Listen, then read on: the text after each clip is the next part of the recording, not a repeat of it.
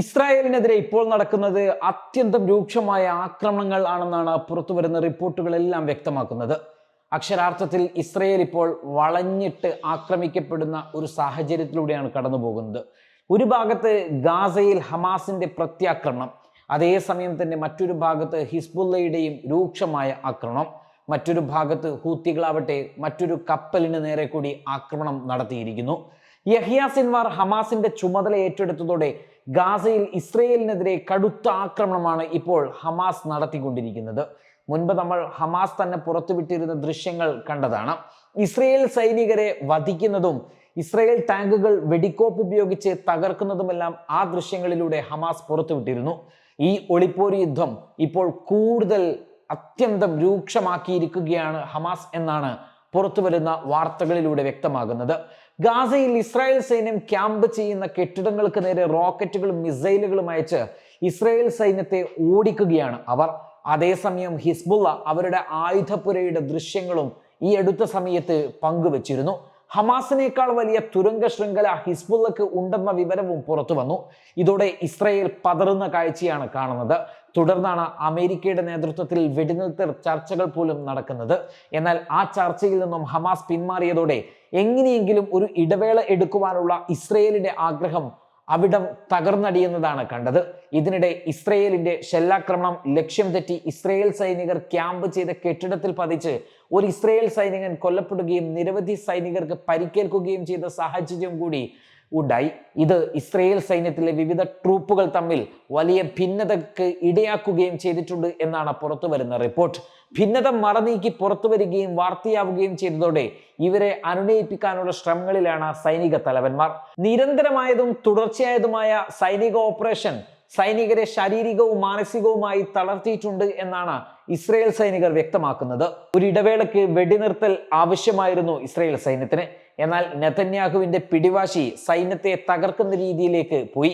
Hamas ചർച്ചയിൽ നിന്നും പിന്മാറിയതിനാൽ ഇനിയൊരു വെടിനിർത്തൽ സാധ്യവുമല്ല. ഇതും ഇസ്രയേലിനെ കുഴക്കി. ഇസ്രയേൽ സൈന്യവും ഭരണകൂടവും രണ്ട് തട്ടിൽ നിൽക്കുന്ന വേളയിലാണ് ഹമാസും ഹിസ്ബുള്ളയും ആക്രമണം രൂക്ഷമാക്കിയത് എന്ന പ്രത്യേകതയും ഇവിടെ ചേർത്ത് വായിക്കണം. ഇറാനെ പ്രകോപിപ്പിച്ച് പൊടുന്നനെ ഒരു യുദ്ധമുണ്ടാക്കി അത് അവസാനിപ്പിക്കാം എന്നായിരുന്നു ഇസ്രയേലിന്റെ കണക്കുകൂട്ടൽ. എന്നാൽ ഇറാനും പ്രോക്സി ഗ്രൂപ്പുകളും യുദ്ധതന്ത്രം പാടെ മാറ്റി.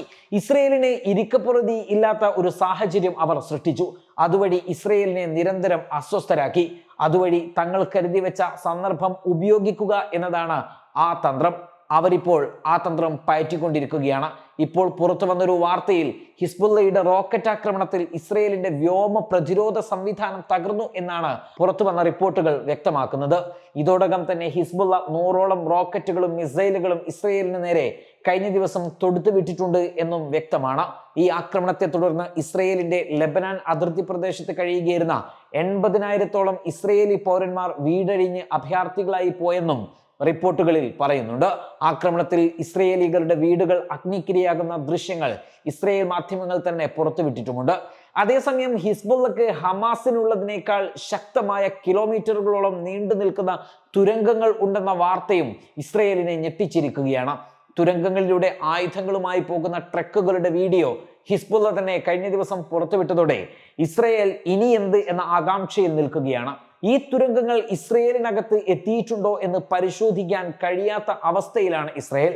കേവലം 100-ൽ താഴെ മാത്രം കിലോമീറ്റർ പരിധി വരുന്ന ഗാസയിലെ ഹമാസിനുള്ളത് 600ഓളം കിലോമീറ്ററുകൾ വരുന്ന തുരങ്കങ്ങൾ ആണ് എന്നതിൽ അവ എവിടേക്കൊക്കെയാണ് എന്ന കാര്യത്തിൽ ഇസ്രയേൽ ഇപ്പോൾ കുഴങ്ങിയിരിക്കുകയാണ്.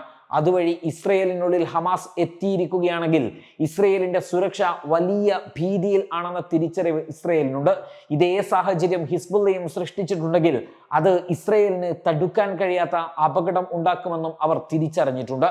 എല്ലാ കടുത്ത സുരക്ഷകളും മറികടന്ന് കഴിഞ്ഞ ആഴ്ചയിൽ ഇസ്രയേലിനകത്ത് പൊട്ടിത്തെറിച്ച ഫലസ്തീൻ അനുകൂല ചാവേർ എവിടെ നിന്ന് വന്നതാണ് എന്ന് ഇപ്പോഴും ഔദ്യോഗികമായി ഇസ്രയേൽ സ്ഥിരീകരിച്ചിട്ടില്ല. മാത്രവുമല്ല, ഇസ്രയേലിന്റെ ഇന്റലിജൻസ് സംവിധാനങ്ങൾക്ക് നിരന്തരമായ വീഴ്ച സംഭവിച്ചുകൊണ്ടിരിക്കുന്നു എന്നതും ഇവിടെ ഇസ്രയേലിനെ അസ്വസ്ഥമാക്കുകയാണ്.